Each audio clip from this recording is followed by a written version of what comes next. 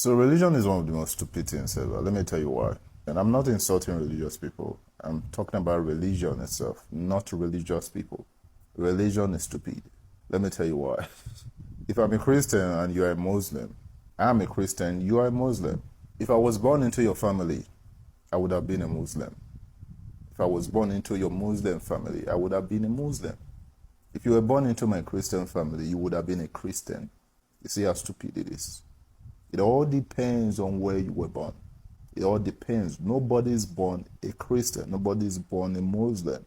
It's your family that indoctrinates you. It's your family that makes you a Muslim. It's your family that makes you a Christian. It's your family that makes you whatever religion you currently belong to.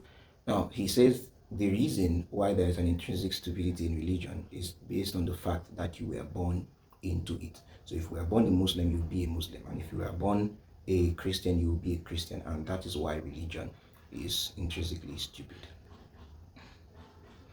Okay. First, before we go into the fact and all that, anybody that calls himself an African free thinker, mostly those people.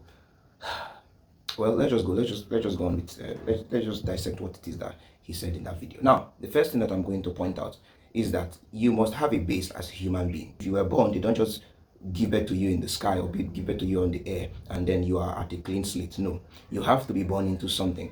And because you were born into something does not make it intrinsically stupid. Now, you were born as a Nigerian, whatever country he's from, or you were born as an African, those cultures that you have actually indoctrinate you. Do you now say that the cultures and your country, Nigeria, are intrinsically stupid based on the fact that you were born into it? You see how it's no longer making sense to you.